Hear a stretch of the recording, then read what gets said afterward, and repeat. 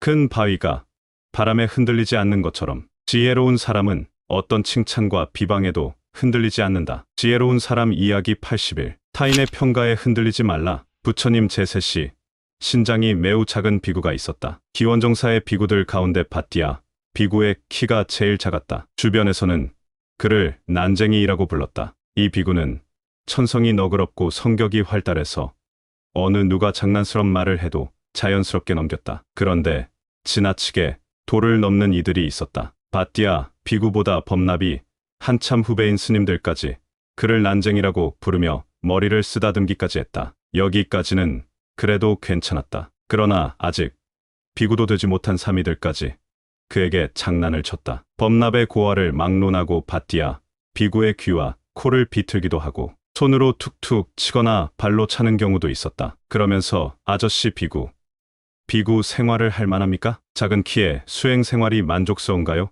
라는 등의 어처구니 없는 말까지 하는 이들이 있었다. 그런데도 밧띠아 비구는 사람들의 이런 행위들을 불쾌하게 여기지 않았다. 말 그대로 그는 마음에 상대방을 향한 미운 감정이나 불쾌감이 없었다. 주변의 비구 중에서 밧띠아 비구를 안타까워하면서도 한편으로는 그를 존경하는 이들이 있었다. 한 비구가 부처님께 밧띠아 비구의 상황을 말했다. 부처님께서 이런 말씀을 하셨다. 그대들이 보는 것보다 밧띠아 비구는 수행의 높은 경지에 올라 있는 사람이다. 그는 아라한과에 오른 사람으로서 어떤 감정에 휩쓸려가거나 이성을 잃지 않는 비구이다. 그는 상대방이 사납게 말해도 절대로 원한이나 악심을 품지 않는다. 마치 산 위에 견고한 바위처럼 안정되어 있으며 큰 바위처럼 심지가 굳고 흔들림이 없느니라. 누군가 자신을 칭찬해도 흔들리지 말아야 하고 비방해도 바람 스치듯 해야 하는데 잘 되지 않는 게 현실이다. 불교에 팔풍에 동요되지 말라는 말이 있다. 팔풍은 선수행하는 선사들의 어록에 많이 등장한다. 팔풍이란 네 가지 좋은 일과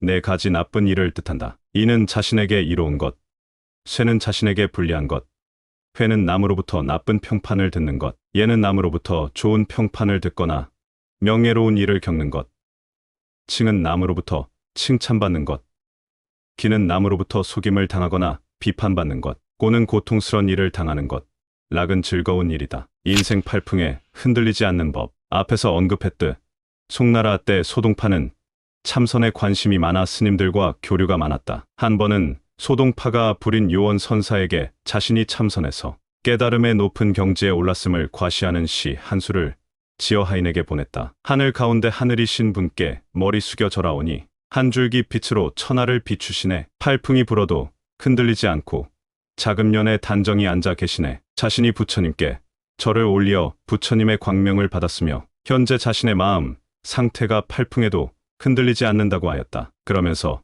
자신은 부처님이 앉아 계시는 연화좌에 앉아 있다는 약간의 오만함도 담겨 있다. 불인 선사는 이 시를 흘낏 꼬고 헛소리라는 세 마디로 하인을 통해 답했다. 화가 난 소동파는 한 걸음에 스님이 머무는 절에 달려와 다짜고짜 따졌다. 어찌 선사가 사람을 무시하느냐? 는 것이었다. 불인 선사가 웃으며 말했다. 아니, 그대는 팔풍에 흔들리지 않는다고 시를 짓고서 그 한마디를 못 참고 달려왔으니 팔풍에 동요되고 있군요. 인생에는 늘 꽃길만이 펼쳐지진 않는다. 축구에만 복병이 있는 것이 아니라 인생에도 늘 변수가 도사리고 있다. 그러니 좋은 일이 생겼다고 들뜨지 말고 나쁜 일이 생겼다고 의기소침하지 말자. 경전에서 밧띠아 비구는 수행이 높은 경지에 옳은 사람이라 어떤 경계에도 흔들리지 않는다고 하였다. 그런데 수행이 잘 되지 않은 평범한 우리들도 이런 원리를 알고 연습하면 된다. 시간이 흐르면 영광스러운 일, 부끄러울 만큼 힘들었던 일, 고통스럽거나 즐거운 일 모두 세월이라는 강물에 흘러가게 되어 있다. 사람의 인생사에도 역경과 행복이 함께 얽혀 굴러간다. 즐거움이 있으면 고통이 있고 오르막길이 있으면 내리막길이 있는 것이 인생이다. 어느 누구든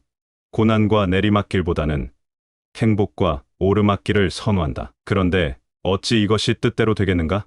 하지만 삶의 기복에 있어 사람을 성장시키는 것은 행복했던 순간보다 고난과 역경일 거라고 생각한다. 그래서 영국 속담에 잔잔한 바다에서는 훌륭한 뱃사공이 만들어지지 않는다라는 말도 있다. 내리막길에서 그 고난을 부정한다면 결국 힘든 사람은 자신이다. 고난과 내리막길을 거부하지 말고 받아들이자. 어떤 것이든 다 지나간다. 풀 한 포기도 함부로 꺾지 마라. 고대 인도에 한 성자가 있었다. 성자가 깊은 산매에 들어 수행하고 있는데 갑자기 비둘기 한 마리가 성자의 품에 날아와 안겼다. 비둘기는 생명의 위협을 받고 있는지 바들바들 떨었다. 이때 매 한 마리가 날아와 성자에게 말했다. 성자님, 그대 품 안에 있는 비둘기를 내놓으십시오. 성자가 그럴 수 없다고 고개를 젓자 매는 간절한 투로 다시 한번 말했다. 성자님, 저는 며칠을 굶었습니다. 저 비둘기를 잡아먹지 않으면 저는 굶어 죽습니다. 나는 수행하는 출가자요. 감히 생명이 죽는 것을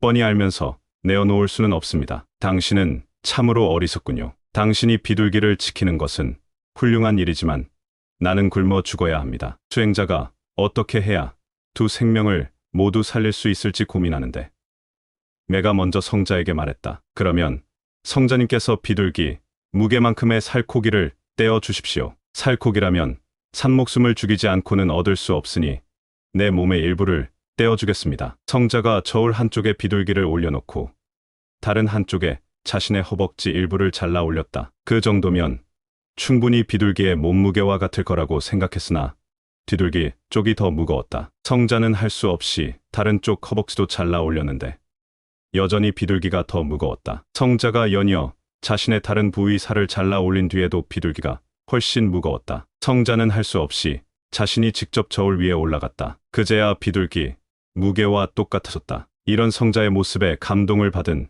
매는 인사를 하고 그 자리를 떠났다. 이 내용은 아함경에 나오는 이야기다. 생명 차원에서는 인간이나 비둘기가 모두 똑같이 소중한 존재라는 뜻이다. 이것이 있기에 저것도 있다. 인간은 스스로 만류의 영장이라고 칭하며 동물이나 조류 위에 군림하고 오만을 부린다. 그러나 이 세상은 인간만의 것이 아니다. 수많은 동물과 조류, 식물까지 모든 존재가 어울려 공존하는 세상이다. 이렇게 공존하며 사는 세상에 그 어떤 존재인들 귀하지 않겠는가? 2022년 10월 세계뉴스 가운데 이런 내용이 있었다. 물고기의 잔혹한 죽음을 완화하는 인도적 국제기준이 나올 예정이라는 보도였다. 어류도 스트레스받고 고통에 괴로워한다는 연구 결과가 나왔기 때문이다. 영국 일간지 더 가디언에 따르면 국제 비영리기구인 지속가능한 양식관리위원회에서는 물고기가 유통 과정에서 편안한 죽음을 맞을 수 있도록 하는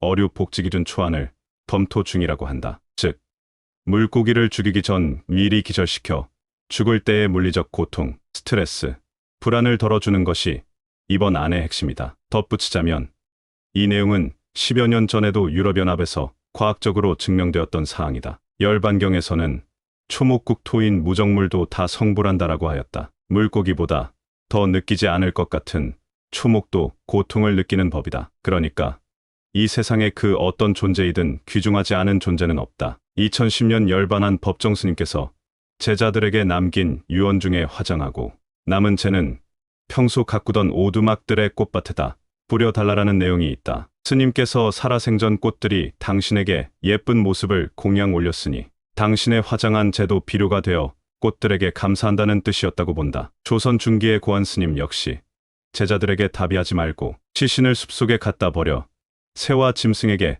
밥이 되도록 하라라는 유언을 남겼다. 티베트의 장례 풍습에도 조장이 있는데 사람이 죽으면 염을 해주는 스님들이 들판에서 신체를 분해해 새들에게 먹이는 장례법이다. 이에서 비롯한 스님들의 일상생활 관습을 몇 가지 소개한다. 사분율에서는 살아있는 나뭇가지를 함부로 꺾지 말라라고 하였다. 스님들은 뜨거운 물도 싱크대 하수구에 바로 버리지 않고 식혔다가 버린다. 하수구 주위에 있는 습한 생명들을 죽이지 않기 위해서다. 옛날 노스님들은 길을 갈 때 주장자의 방울을 달아 소리를 내었다. 기어 다니는 작은 생명들이 밟혀 죽지 말고 피하라는 뜻이다. 또 몸이나 옷에 이가 많았던 시절의 스님들은 옷을 갈아입을 때 바로 빨지 않고 나뭇가지에 걸어두어 이가 다 빠져나가기를 기다린 뒤에 옷을 빨았다는 일화도 전한다. 더운 여름에도 가능한 한 모기향을 피우지 않는데 이 또한 모기가 피부에 닿아 본능적으로 모기를 죽이는 일은 어쩔 수 없지만 피를 보시하는 방법이 최선이라고 생각하기 때문이다. 슈바이처 박사가 생명의 외경을 외쳤듯 모든 존재는 소중하다. 존재가 있기 때문에 내가 살아갈 수 있으며 타인이 있기 때문에 나의 삶이 지속되는 것이다. 이런 논리에 따라 자연계 속 각계각층의 존재가 그들 나름대로 삶의 의미를 부여받고 살아간다.